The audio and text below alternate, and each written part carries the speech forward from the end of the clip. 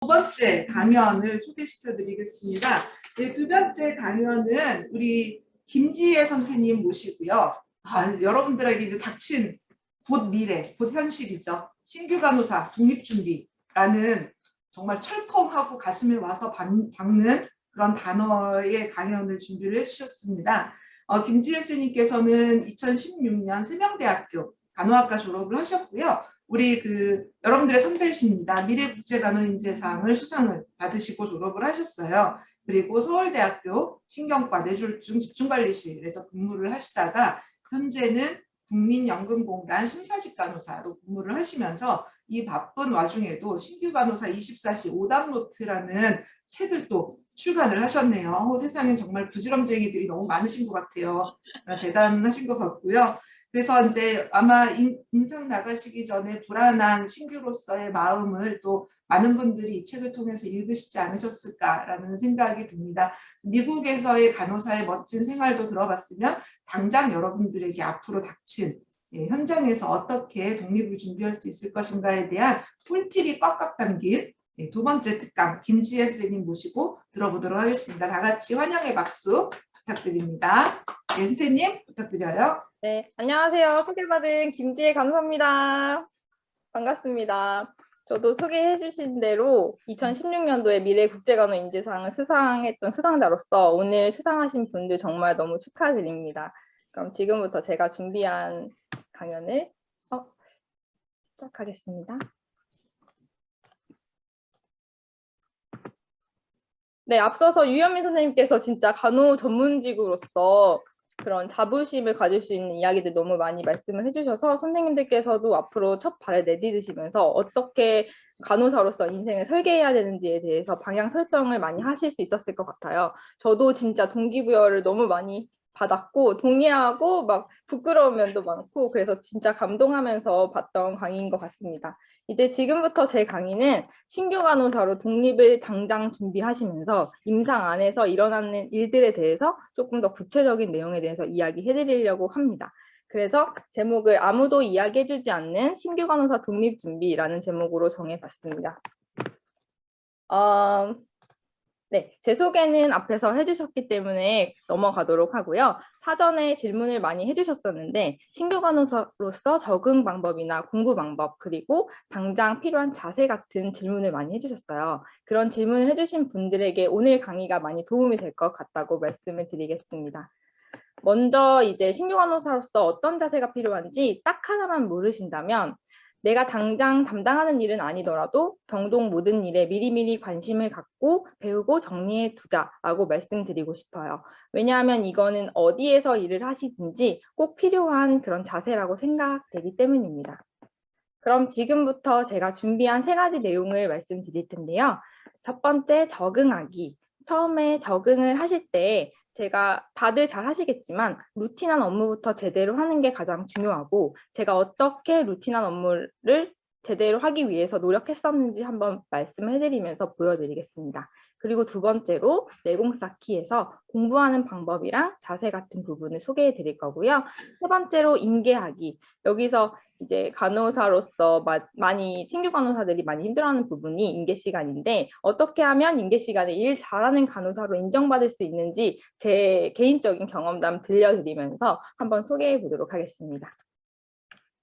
첫 번째 이제 루틴한 업무부터 제대로 하자. 이 부분에 대해서는 신규로 입사를 하시게 되면 누구나 다 잘 하실 수 있을 것 같아요. 그럼에도 제가 소개해 드려보는 거는 도대체 다른 사람은 어떻게 하고 있을까? 어떻게 인계장을 만들고 매뉴얼은 어떻게 만들었을까? 궁금하실 것 같아서 제 사례를 한번 보여드리면서 선생님들께서 병원에 가시고 각 부서에 가셨을 때 그 맞춤형 인계장과 매뉴얼을 작성하실 수 있는데 도움이 되셨으면 해서 여기 부분을 넣어봤습니다. 일단 첫 번째 일반 병실에서 제가 만들어서 썼던 인계장의 모습이고요. 일반 병실에서 저희 신경과는 10명의 환자를 받기 때문에 좀 이렇게 복잡하게 되어 있어요. 루틴한 업무들은 제가 체크리스트 형식으로 체크하면서 지워가는 걸 좋아해서 이렇게 만들었고요. 자세한 내용은 뒤에서 확대해서 한 번 더 보여드릴게요. 그리고 두 번째로 중증환자실에서는 환자를 5명 받기 때문에 이렇게 칸이 조금 더 넓어졌고, 중환자실이다 보니까 루틴한 업무보다는 환자 상태 파악하는 게 더 중요해졌어요. 그래서 인계장에 그 각 파트에서 가장 중요한 부분이 담기게 되고, 어떻게 하면 내가 그 파트에서 가장 잘 일할 수 있는지를 담아서 만드시면 됩니다. 이것도 뒤에서 한 번 더 구체적으로 설명드릴게요. 그래서 데이 듀티, 그다음 이브닝 듀티, 나이트 듀티, 각 신규 간호사 선생님들 이제 교육을 받으시면서 가장 먼저 하시는 일이 그 데이, 이브닝, 나이트 업무를 파악하시는 일인데요. 파악을 하셔서 저는 이런 식으로 매뉴얼을 만들었어요. 예를 들어서 데이면 출근하는 시간부터 뭐 시간별로 해야 되는 일을 쭉 쓰고, 그 시간 안에서도 우선순위가 있잖아요. 그럼 번호를 매겨서 어떤 걸 더 우선순위로 해야 하는지 적었고, 옆에 보면은 데이 듀티 동안 내가 주의해야 할 사항에 대해서 이렇게 참고할 수 있도록 적었습니다. 요거는 다들 잘 하실 것 같아서 간단히만 보여드리고 바로 넘어갈게요. 네, 그래서 이제 보셨는데 내가 실습 나가서 봤던 선생님들 인계장은 되게 간단하던데 이 인계장은 왜 이렇게 복잡한가요? 라고 물으실 것 같아요. 그런데 저는 좀 이게 루틴하고 되게 사소한 업무인데도 놓치게 되는 일이 굉장히 많더라고요. 실제로 임상에 나가보게 되니까 저희 업무가 아무리 반복되는 단순한 업무더라도 1번 환자부터 10번 환자까지 쭉 앉아서 할 수 있는 환경이 아니었어요. 예를 들어서 네, 이렇게 이제 1번 환자에 대해서 뭔가를 제가 하고 있었는데 갑자기 다른 환자가 불러서 가게 되는 일이 발생하고, 그 다음에 하려고 했는데 자리에 없어서 다음으로 넘어가기도 하고, 갑자기 응급 상황이 발생하면 또 못하게 되는 일이 발생했어요. 그러다 보니까 내가 도대체 어디까지 했지? EMR을 계속 뒤적거리다가 결국은 빠뜨리고 못해서 집에 가서 생각날 때도 있어요. 아, 맞다. 이렇게 생각나거나 아니면 했는지 안 했는지 확실하지 않아서 다음날 두려움에 떨면서 막 출근을 했던 기억이 있습니다.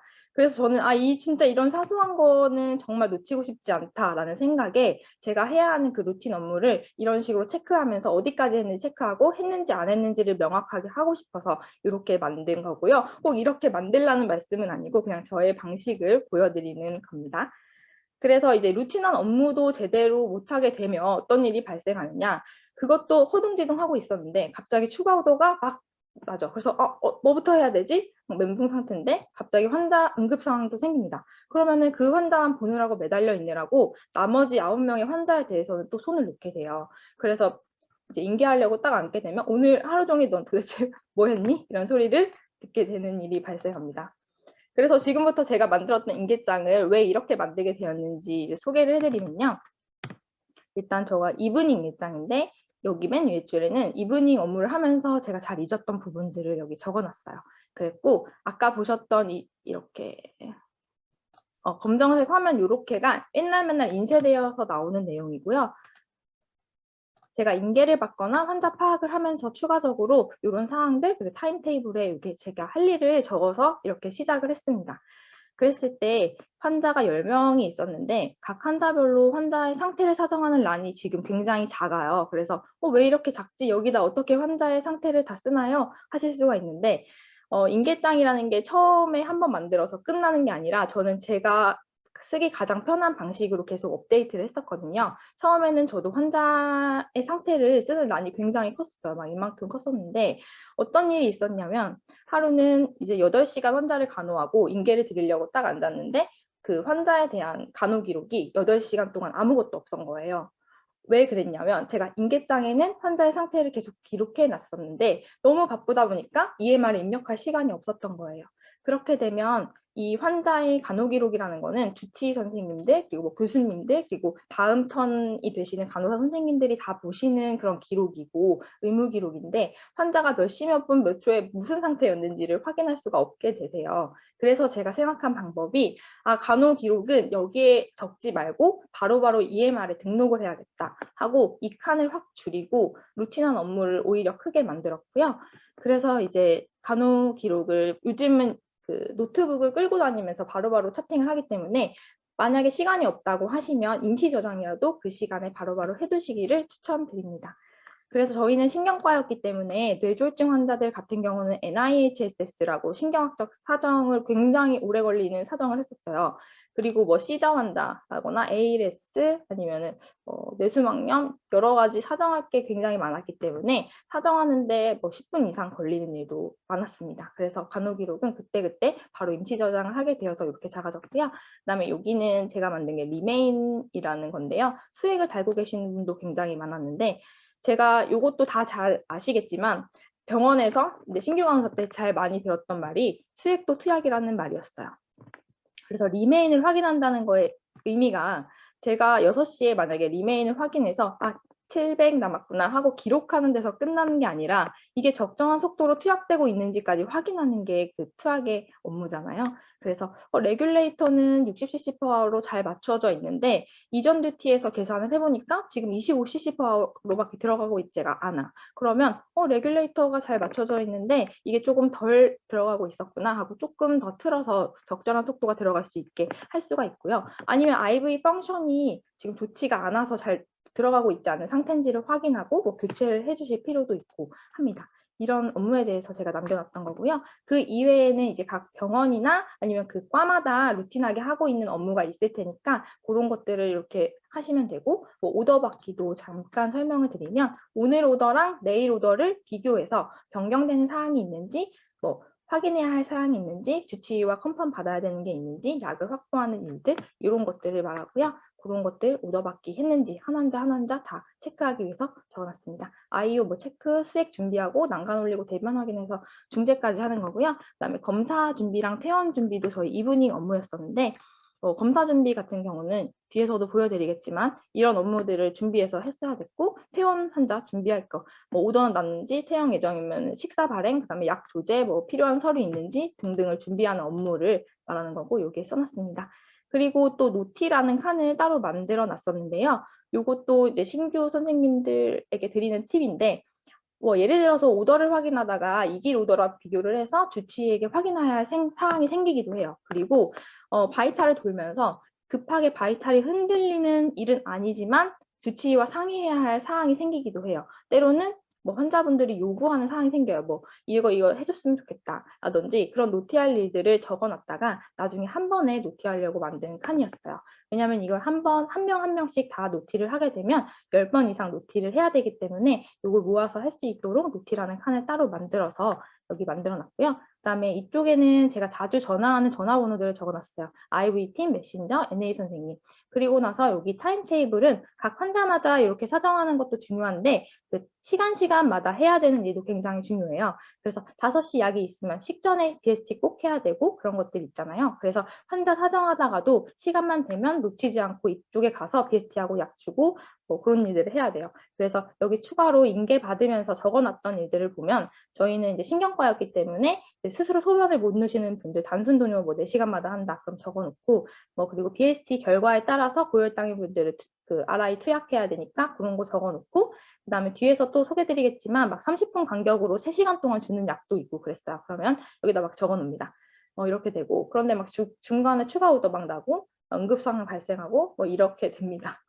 그리고 여기 제가 안티떼기라고 적어놨었는데 이것도 신규 간호 선생님들께 드리고 싶은 팁이에요.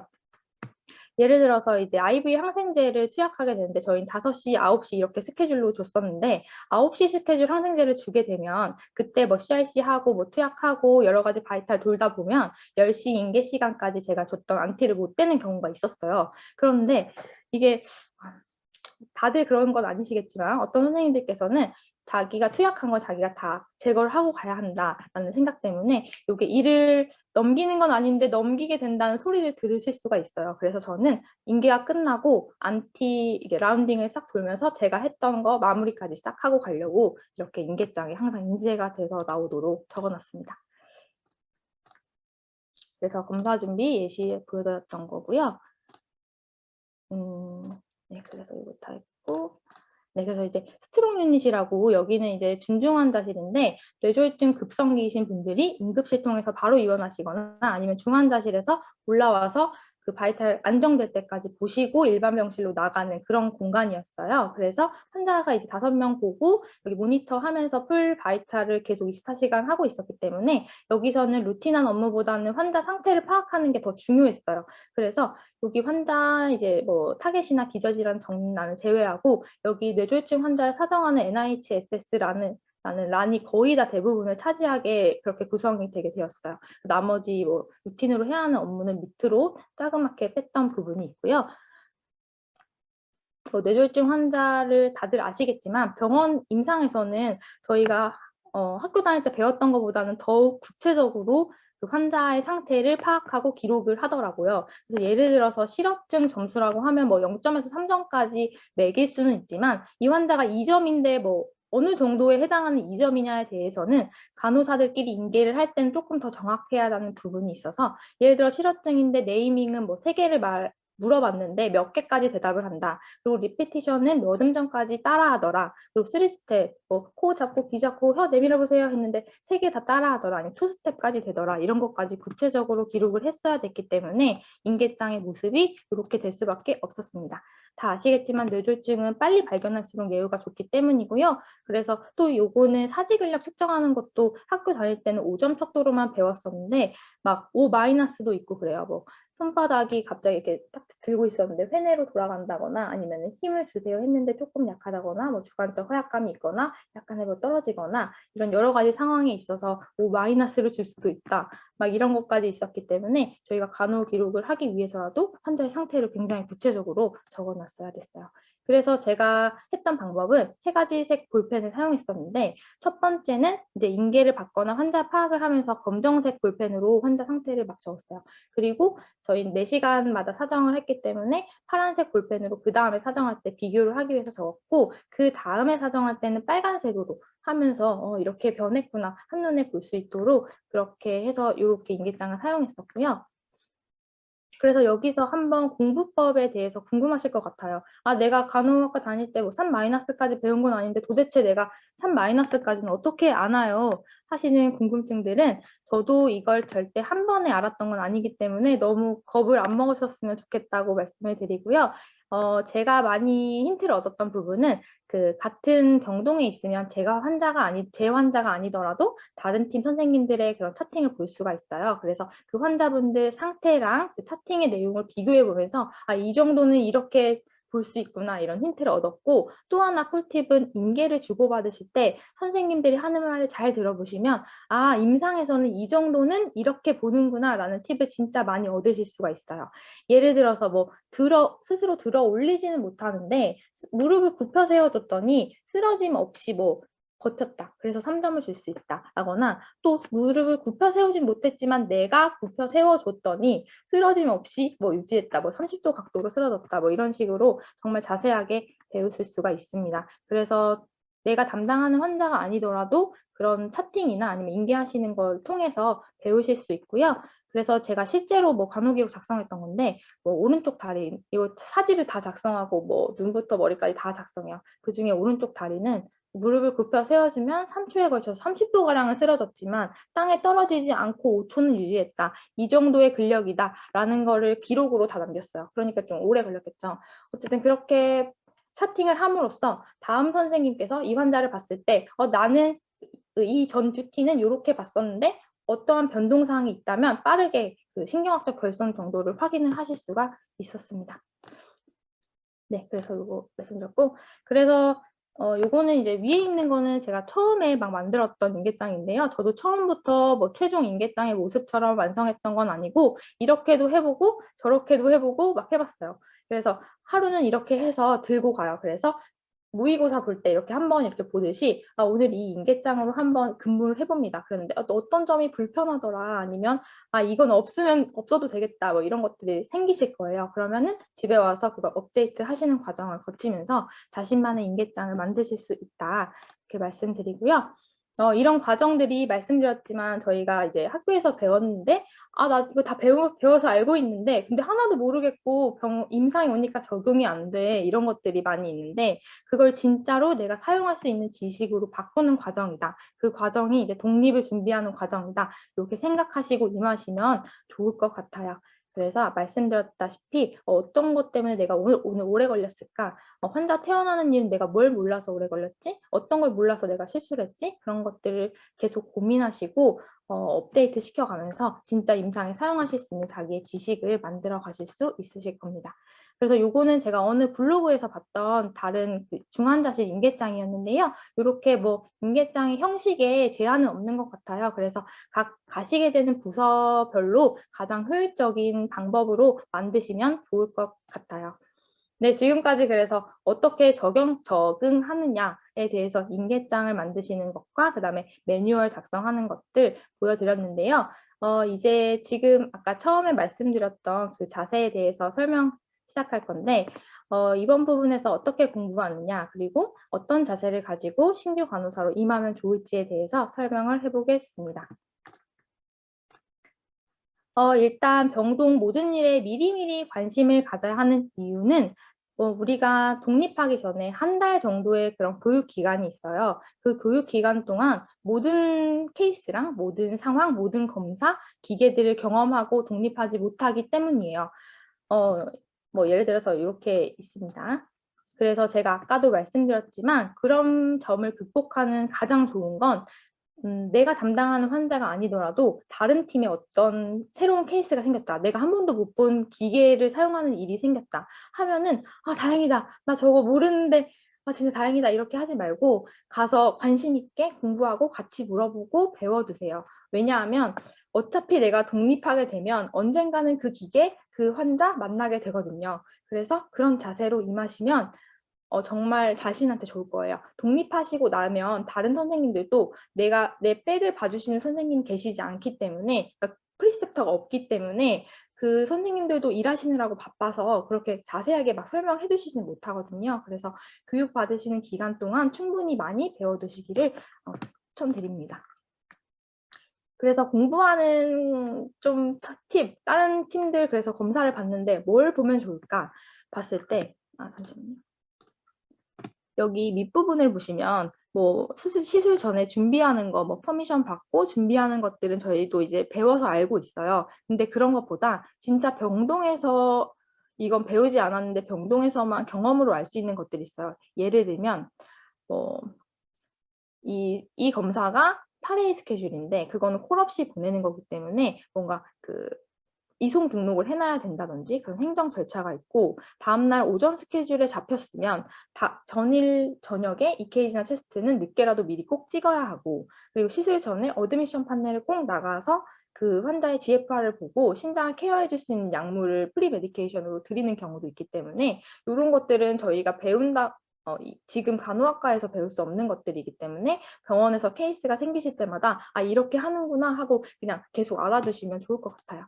그래서 제가 실제로 다른 팀은 도대체 어떻게 준비를 하나, 선배님들은 어떻게 이런 준비를 하셨었나 이런 걸 계속 똑같은 검사라도 여러 번 계속 모으다 보면 공통점이랑 뭐 추가된 사항들이 보이실 거예요. 그렇게 해서 정리를 나만의 그런 검사 매뉴얼을 만드시면 되고요.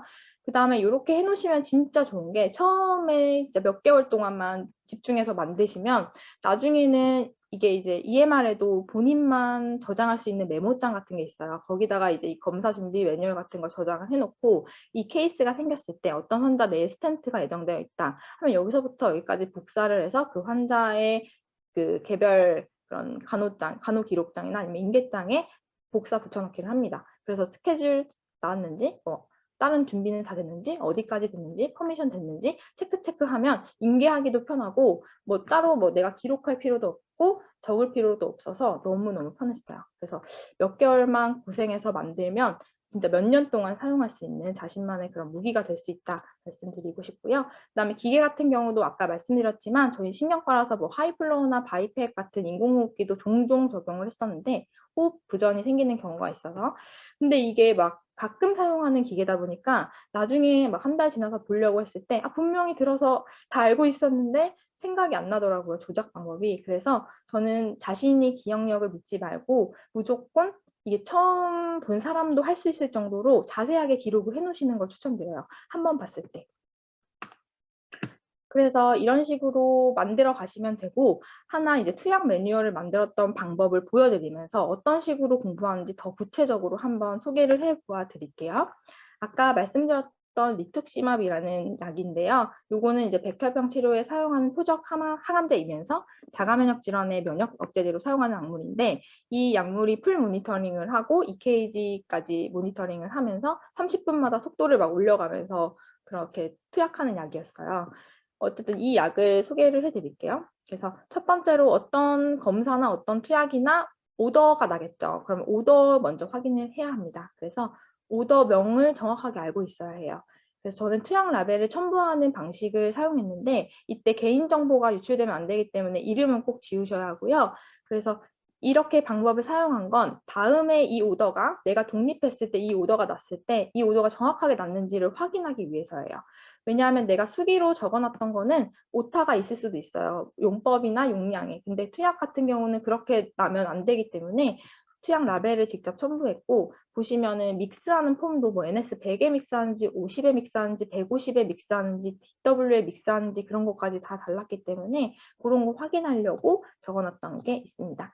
그래서 뒤에서도 한번 말씀드리겠지만 저희는 이제 오더리는 아니잖아요. 오더가 났다고 해서 그대로 수행하면 안 되고, 이 오더가 정확하게 났는지를 주치의와 확인할 수 있어야 되기 때문에 이런 방법을 사용했고요. 그래서 이제 첫 번째로 오더를 확인하는 이유는 오더가 없으면 일단 투약을 못하고, 그 오더가 나야 하는 형식이 또 있어요. 믹스 오더로 나야지만 항암 조제가 된다거나 이런 것들이 각 그 파트마다 투약이나 검사나 뭐 이런 특이사항이 있을 테니까 그런 거를 오더를 통해서 꼭 확인을 하시고요. 약 같은 경우에 또 잘못 오더가 나면 빨리 취소를 해야 해요. 이 약 같은 경우는 몇십만 원짜리 비싼 약이었고 항암제이기 때문에 항암 조제실에서 개별 조제를 했기 때문에, 만약에 오더가 났는데 내가 뭐 오더 확인을 잘못하거나 확인하지 못해서 접수가 이미 돼버려서 조제가 돼버리면 환자한테 큰 손실이 발생하는 그런 약이었습니다. 그래서 빠르게 오더를 바꿔 받아야 하고, 그다음에 오더 나고 접수되어 조제하는데도 시간이 소요되거든요. 그렇기 때문에 그런 거는 뒤에서 한 번 더 말씀을 드려볼게요. 그 다음에 이제 오더를 잘 확인했다면 두 번째로는 이제 간호 기록을 통해서 공부를 하실 수가 있어요. 그래서 당시에 이제 이 약을 투약할 때 선배님들이 써놓으신 간호 기록을 봅니다. 보면은 이 약을 투약할 때 의사랑 어떤 상의를 했었는지 힌트를 얻을 수 있어요. 뭐 MRI를 가도 되는지 여부도 있겠고, 아니면 아까 30분마다 바이탈을 해서 이상 상황이 없으면 이제 속도를 점점 조절하는 약이었는데, 만약에 이상 상황이 발생했을 때 주치의랑 어떤 상의를 했었는지, 어떤 상황이면 이 약을 투약을 중지하는지 뭐 이런 것들의 팁을 얻으실 수가 있고요. 그 다음에 어떤 차팅을 넣는지, 간호 진단은 뭘 넣는지, 그 다음에 중재로는 어떤 걸 넣는지 그런 것까지 저는 확인을 했어요. 이게 들을 때는 다 이해를 하는데 제가 막상 독립해서 간호 기록을 남기려고 하면 생각이 하나도 안 나거든요. 그래서 구체적으로 어떻게 남기셨는지까지 확인을 하시면 좋을 것 같아요. 왜냐하면 신규 간호사 때는 배울 게 한두 개가 아니기 때문에 그때는 다 알 것 같은데 지나면은 정말 생각이 하나도 안 나거든요. 그래서 간호 기록 하시는 것도 확인해 보시면 좋을 것 같고요. 그 다음에 세 번째로 이제 교육받은 내용, 이제 프리세터 선생님께서 교육을 해주실 거야. 이 약에 대해서 그 내용도 적어 놓으시고, 그 다음에 내 생각도 적습니다. 이것도 아까 말씀드린 것처럼 그냥 개인적인 경험으로 우러난 그런 팁인데요. 의도하진 않았지만 일을 넘긴다는 소리를 듣지 않기 위해서 그 간호사 선생님들이 이렇게 하시고 계시더라고요. 이 약이 투약하는데 3시간 정도 넘게 걸리는 그런 약이었어요. 그래서 자기 듀티에 끝내도록 시간 맞춰서 달더라, 이런 것도 적어놨습니다. 그래서 5시 뭐 30분에 프리메디케이션 줘야 되니까 뭐 이렇게 하다 보면 10시 안에는 줄 수 있겠지, 이렇게 해서 자기 듀티에 이 약이 추가가 되면 그런 식으로 스케줄을 잡는데도 도움을 받으실 수 있습니다. 그리고 스트롱 유닛에서는 아까 그 소개드렸던 진중환자실인데, 입원할 때 중환자실이나 응급실에서 오기 때문에 어떤 인계를 받아야 하는지, 어떤 인계할 때 어떤 걸 주의해서 들어야 하는지에 대해서 막 이런 매뉴얼도 작성해서 만들어 봤고요. 예를 들면 그 뭐 응급실에서 바이탈 문제는 없었는지, 시술 도중에 바이탈 흔들린 건 없었는지, 타겟은 있는지, 아니면 랩이 오더가 있는데 결과가 좀 어브노멀한데 이게 노티가 된 건지, 아니면 안 된 랩은 없는지, 뭐 약 관련해서 투약은 다 된 건지, 뭐 컨티뉴스하게 들어가고 있는 게 있으면 믹스폼이나 속도를 확인하는 거, 그다음에 라인 갖고 있으면 날짜 같은 거 확인하는 것들, 이런 것들 형식으로 적어놨습니다.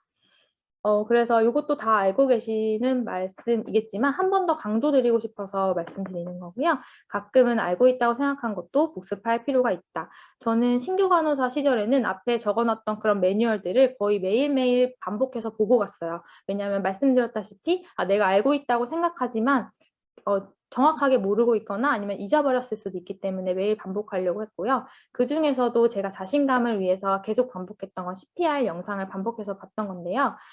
저희는 이제 신규 간호사 교육 받을 때 한 10분 정도의 CPR 그런 시뮬레이션 영상을 제작을 해서 그걸 배포해 줬었어요. 그래서 출근하기 전마다 그 영상을 보고 출근을 했었습니다. 그 이유는 단 한 가지였어요. 출근하기 두렵지 않기 위해서.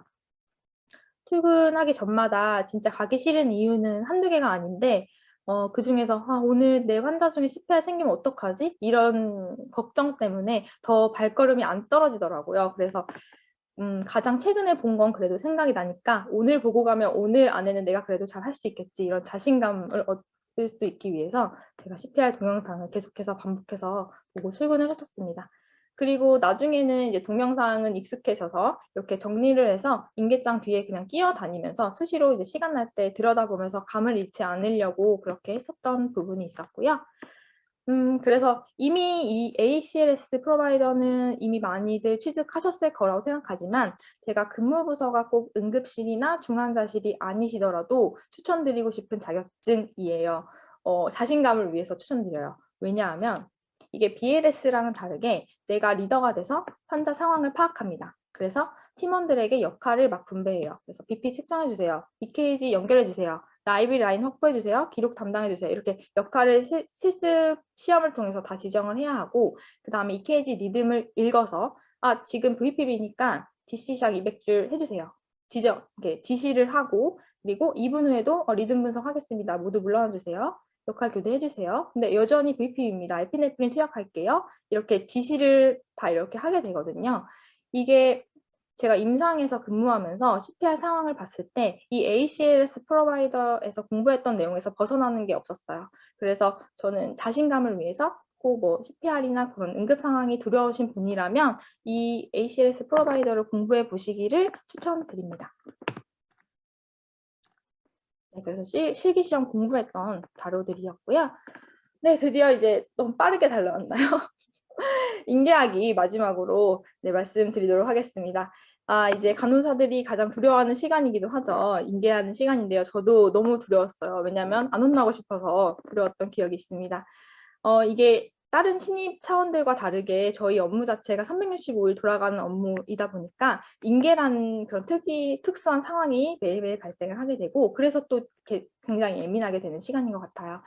그래서 앞턴이라고 하면은 주로 이제 신규 선생님이 되시겠죠. 그리고 뒷턴이라고 하면 이제 인계받는 사람은 주로 올드 선생님이 되실 거예요. 그래서 이거를 이어지는 업무다 보니까 사실 한 환자를 간호하는 거지 이게 뭐 데이, 이브닝, 나이트 이게 딱 구분되는 업무가 아니에요. 그러다 보니까 누군가는 해야 돼. 이 업무를 누군가 안 했으면 누군가는 해야 되기 때문에 그래서 조금 예민해질 수밖에 없는 시간인 것 같다는 생각이 들었고요. 그래서 이제 인계 시간에 제가 혼났던 경우들 미리 소개시켜 드리면서 좀 공부하고 미리 준비하셨으면 어떨까 하는 생각으로 이 내용을 소개해 드리게 되었습니다. 그래서 이거는 진짜 너무너무 현실적인 조언이에요. 그냥 안 혼나려면 어떻게 하면 되느냐 이런 생각을 해봤는데 일 잘하는 간호사로 인정받을 수 있는 그런 포인트가 인계 시간인 것 같아요. 인계 시간에 뒷턴이 일하기 편하게 하면 덜 혼날 수 있어요. 어떻게 하는 게 편하게 하는 거냐라고 말씀드렸을 때 인계 받자마자 당장 연속적으로 일할 수 있게 준비하면 됩니다. 그래서 제가 7가지 내용 정도를 그 자료집으로 배포를 해드렸는데 더 구체적으로 요약해서 말씀을 드리면 일단은 인계를 주는 상황이에요. 내가 올드 선생님한테. 근데 의도하지 않았지만 일을 넘긴다는 소리를 듣지 않으려면 어떻게 해야 할까요? 요거에 대해서 설명해 드릴 건데 일단 신규 간호사가 가장 많이 들을 수 있는 말은 이거 노티했어? 라는 말이에요. 왜냐하면 어떤 상황에 대해서 의사에게 노티를 한다는 거는 중재를 하거나 왜냐하면 그 상황이 노티까지 할 정도로 중재가 필요한 상황이니까 중재를 하거나 아니면 그 정도는 지켜볼게요 하고 지켜보게 되거든요. 그런데 만약에 중재를 하게 된다라면은 추가 오더가 납니다. 뭐 투약 오더든 검사 오더든 어쨌든 추가 오더가 나고 그러면 그 오더를 시행하고 중재에 대해서 평가를 해야 되고 그다음에 내가 간호 기록으로 꼭 남겨야 돼요. 그런 일련의 업무가 추가되는 거기 때문에 그 뒤에 인계받는 사람들은 저를 포함해서 다른 인계받는 사람 누구나 이게 이 상황이 노티가 된 건지를 굉장히 궁금해요. 노티가 돼서 의사가 알고 있는 건지 아니면 몰라서 중재를 못하고 있는 건지 그것 때문에 계속 이거 노티 된 건가요? 노티했어? 이런 말을 많이 듣게 되실 수가 있습니다. 그래서 말씀드리고 싶은 게 인계도 잘 받아야 돼요. 앞에서 말씀드렸지만 이게 연속성 있는 업무다 보니까 뭐 딱딱딱 구분 지을 수가 없는 일이거든요. 어쨌든 한 환자를 간호하는 그냥 하나의 일이에요. 그래서 내가 신규라고 잘 모르니까 그냥 이렇게 했어요. 그러면 아, 네, 알겠습니다. 이렇게 인계를 받아버리면 이제 내가 뒷턴한테 인계 줄 때 그게 제대로 되지 않았다면 굉장히 곤란해지는 상황이 됩니다. 그래서 앞턴이 했다고 해도 믿지 말고 확인 한 번 더 확인 또 확인 하시기를 추천드립니다. 그리고 이것도 아까 말씀드렸지만 추가 오더가 났다고 그대로 하면 안 돼요. 왜냐하면 주치의 선생님들도 보통 1년차 선생님들이 주치의로 많이 오시기 때문에 그 3월달 이럴 때는 다 신규예요. 다 처음이라서 오히려 나보다도 더 모를 수도 있어요. 나는 여기서 그래도 몇 개월 있었으니까. 그래서 오더가 났더라도 이게 이 신경과에서 아니면 임상에서 정확히 이대로 수행되는 게 맞는 건지 확인을 하고 수행을 해야 해요. 그래서 오더가 났다고 그대로 시행하면 안 된다 말씀드리고 싶고 이것도 앞에서 유현민 선생님께서도 말씀해 주셨던 내용인데 저도 너무너무 동의를 했고 저도 도움을 요청하는 걸 잘 못했었는데 도움을 요청해서라도 다 해야 해요. 왜냐하면 간호하는 일에서는 안 중요한 일이 없기 때문입니다. 그럼 하나하나 이제 조금씩 구체적으로 설명을 드려볼게요. 그래서 내 듀티에 일어난 일은 내가 다 당연히 끝내고 가고 싶죠. 누가 일을 넘기고 싶겠어요. 그런데 이제 제가 하나의 예시를 들어볼게요. 아, 맞다. 이제 인계를 하는 상황에서 아, 맞다. 이 환자 지금 연락하는데 주치의한테 노티하고 갈게요. 그러면 이제 뒤에서 인계반 선생님이 노티하고 간다고? 노티하면 뭐가 생기죠? 이런 업무가 더 추가로 생기죠. 그래서 예를 들어서 체온을 뭐 노티한다고 해도 한 번 측정하고 노티하진 않을 거 아니에요. 여러 번 측정하고 뭐 우선 아이스 쿨링도 해주고 그래도 안 떨어지면 의사한테 노티를 하고 그러면은 해열제 추가하든지 아니면 원인 찾기 위해 검사를 추가하든지 여러 가지 추가가 되고 그런 다음에 투약을 한 이후에 떨어졌는지 또 확인을 하고 또 간호 기록을 해야 하죠. 그런 업무가 추가되기 때문에 어떤 상황에 대해서 의사와 상의한다는 거에 대해서 좀 민감하게 반응을 하시게 됩니다. 그래서 제가 이렇게 써놓긴 했는데 이대로 꼭 하라는 건 아니고 아까 말씀드렸다시피 이런 자세로 임하시면은 예쁨 받으실 수 있을 거예요. 예를 들어서 이 환자 지금 열나시는데 이런 상황으로 노티 못했어요. 근데 일단 아이스백으로 쿨링을 하고 있고 인계 끝나고 다시 체온 재고 주치한테 노티하고 투약하자면 하고 갈게요. 이렇게 말씀해 주시면 대부분은 아니야 이제부터 내가 할게 이렇게 웃으면서 말씀해 주십니다. 그런데 어떤 선생님들께서는 여기 뒤에까지 원하실 수도 있어요. 그러니까 그냥 알고만 계셨으면 좋겠어요. 아, 선생님 주치의가 투약하자고 해서 투약했고 지금 열진이 다시 떨어졌어요. 컬처는 안 하시겠다고 합니다. 간호 기록으로 남겼습니다. 이렇게까지 인계해 주시면 완벽하겠죠? 네, 그렇게 해서 인계하실 때 벌어질 수 있는 상황이었고 그 다음에 앞서도 말씀드렸지만 인계도 그래서 잘 받으셔야 됩니다. 왜냐하면은 이제 인계를 했다고 주셨지만 잘 못해 주셨을 수도 있고 그분도 사람인지라 뭐 빠뜨리는 것도 있을 수가 있잖아요. 근데 이게 그 환자 하나로 보면 만약에 검사 준비를 했어야 되는데 당장 이제 다음 듀티에 시행일이어야 되는 검사였는데 준비가 됐다는 말만 믿고 있다가는 시행이 못 될 수도 있는 상황이 벌어지기 때문에 간호사의 일이 여기까지는 네 일이고 여기부터는 내 일이야 라고 구분 지을 수 있는 일은 아닌 것 같아요. 그래서 그 인계를 받는 순간부터는 이 환자의 모든 일이 내 일이다 생각하시고 궁금한 게 있거나 확인해야 될 게 있으면 무조건 확인을 잘 하시면서 인계를 받으셨으면 좋겠습니다. 그래서 이제 내가 자주 하는 말도 아 이거 노티 된 건가요? 선생님? 이렇게 물어보게 되는 것 같아요. 네, 그래서 아까 말씀드렸다시피 이제 오더리는 되지 말자. 왜냐면 주치의도 처음이고 간호사도 처음이기 때문에 예를 들어서 혈압약이 추가됐어요. 그런데 이미 혈압약을 먹고 계시는 환자분이셨어요. 그렇다면 아 이게 이분이 혈압약을 이미 먹고 계신데 또 복용하는 것이 맞는지를 바로 확인을 해야 돼요. 이 경우에는 주치의가 아, 먹고 있는지 몰라서 냈다고 하는 경우도 있어요. 그러면 DC를 받으면 되고 근데 이미 먹고 있는 약인데 증량하려고 오더를 이렇게 삭제하고 이렇게 증량 오더를 내면 되는데 그렇지 않고 그냥 추가 오더로 이렇게 내시는 경우도 있거든요. 그러면은 이미 이 환자가 몇 시 몇 분에 이 약을 얼마 정도 복용했는데 이걸 지금 당장 추가로 줄까요? 아니면은 다음번부터 추가로 줄까요? 이렇게 확인을 하고 주셔야 합니다. 네, 그리고 아까 말씀드렸다시피 도움을 요청하는 것을 두려워하지 않으셨으면 좋겠어요. 제가 생각해도 뭐 여러 가지 상황을 말씀을 다 드리지는 못하지만 누가 봐도 제 시간에 할 수 없는 날이 있어요. 되게 응급 상황이 발생한다거나 일이 되게 몰리는 날이 있는데 그런 날 나 혼자 해결하겠다고 동동거린다고 해결되지가 않거든요. 그럴 때 가장 중요한 건 환자의 안전이기 때문에 어떤 저희가 하는 행위 자체도 뭐 단순 동요나 뭐 BST 하는 거나 석션이나 안 중요한 일이 없거든요.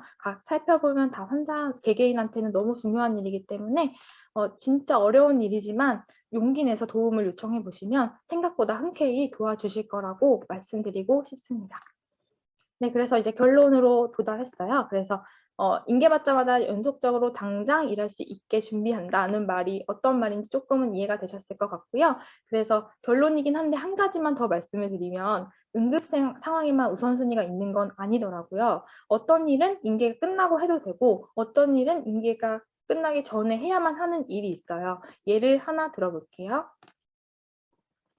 아까 말씀드렸던 약이 추가된 상황인데요. 뭐 약이 추가돼서 오더를 확인하고 내가 주치의한테 확인해서 이게 언제 투약할 건지까지는 확인이 됐어요. 그래서 뭐 지금 당장 투약하자고 해서 아니다. 다음 듀티부터 투약을 하자고 해서 그러면 약을 다음부터 주면 되겠다 하고 약카드를 뽑아놨어요. 근데 인계를 주는데 약이 없는 거예요. 약을 투약하려면 약이 추가되면 가장 중요한 건 약카드를 뽑는 게 아니라 약이 준비되는 일이에요. 그게 어떤 게 더 중요한지를 우선순위를 매겨서 인계 끝나기 전에 해야 되는 일과 인계 후에 해도 되는 일을 잘 구분하셨으면 좋겠어요. 그래서 이거는 병원 시스템, 약이 올라오는 병원 시스템을 알아야 되는 거고, 이거는 각 병원에 가시면 그런 시스템이 있으실 테니까 신규 이제 독립하시기 전에 이런 시스템에 대해서도 주의 깊게 살펴보시기를 권유드립니다. 그래서 주치의한테 물어봤더니 지금 당장 주라고 해요. 근데 약이 오더가 추가되면 또 알아야 되는 게 응급으로 놔야지 바로 접수가 된다는 걸 또 알아야 해요. 그래서 주치 선생님 이거 응급으로 오더 내주세요. 그래야지 바로 줄 수 있어요. 해서 오더를 변경 받았어요. 그러고 나서 이제 오더가 들어왔으니까 접수되고 병동으로 오겠지? 하고 저는 그냥 다른 일을 하고 있었어요. 근데 그러면 접수가 안 되고 병동으로 올라오지 않아서 당장 약을 못 줄 수도 있습니다. 그래서 이게 빨리 받고 싶은 약이면 약국에 전화해서 접수까지 확인을 해야 돼요. 이 환자 지금 응급약 받으러 가도 될까요? 접수 빨리 부탁드립니다 하고 요청을 하세요. 이제 접수도 됐으니까 이제 진짜 끝났다 내 할 일은. 그러고서 내 할 일을 하고 있으면 2시간 있다가 메신저 라운딩 시간에 올라올 수도 있어요. 지금 가장 중요한 거는 약이 추가됐을 때 약이 병동으로 올라오는 거거든요. 그래야 투약을 할 수 있으니까.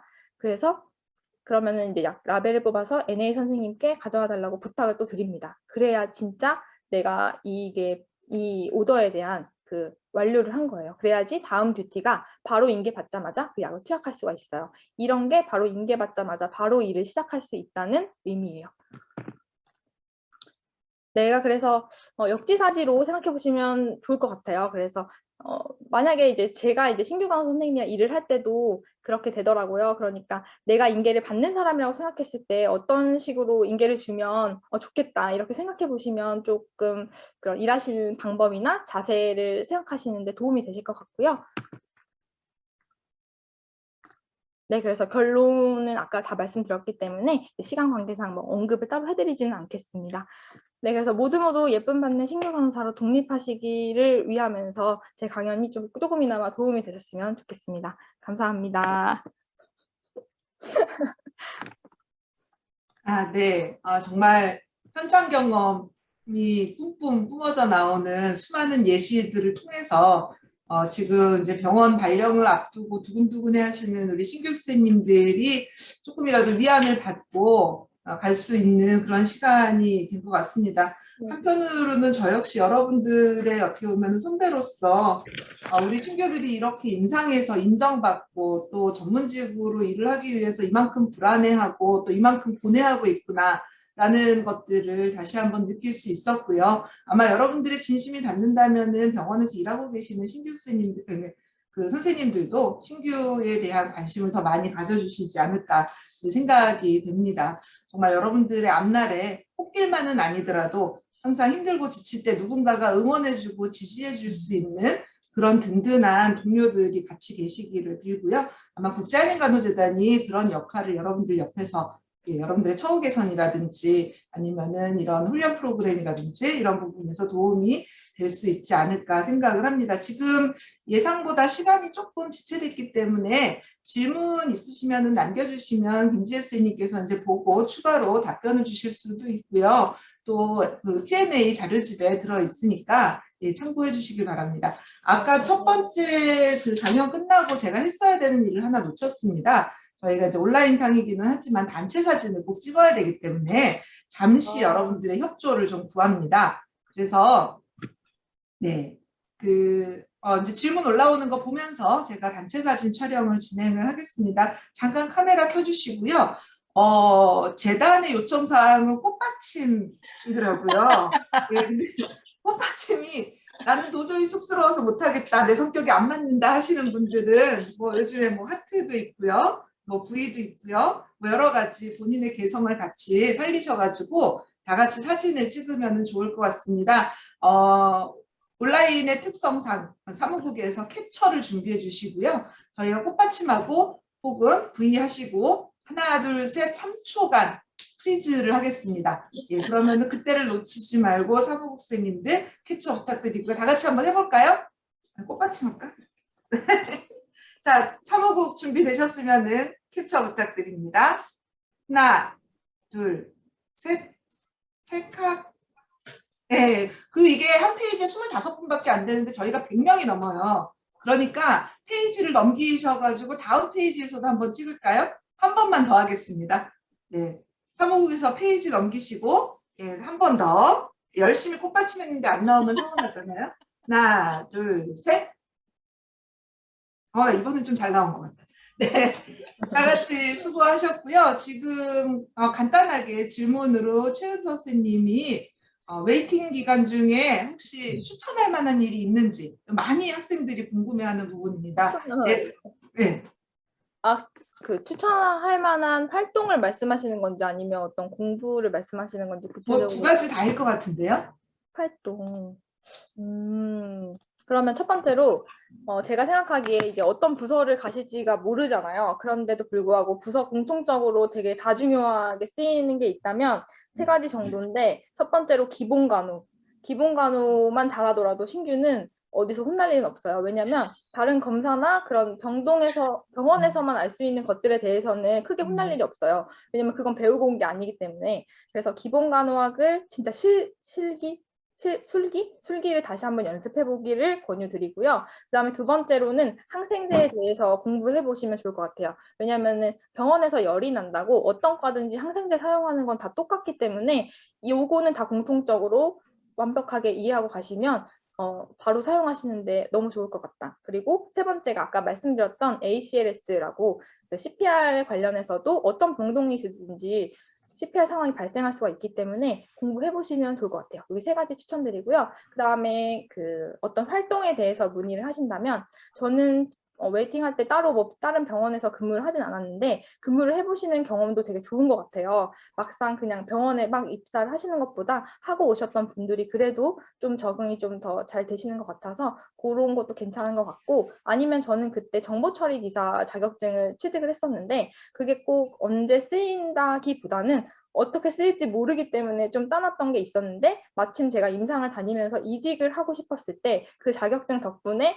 이직을 진짜 빠르게 할 수 있었어요. 왜냐하면 그 자격증을 취득하는데도 시간이 걸리는데 임상을 다니시면서 따기는 너무 벅차거든요. 그래서 만약에 어떤 나중에 이직이 생각이 있으시거나 없더라도 혹시 모르기 때문에 그런 컴퓨터 자격증이나 그런 것들 따주시는 것도 괜찮을 것 같아요.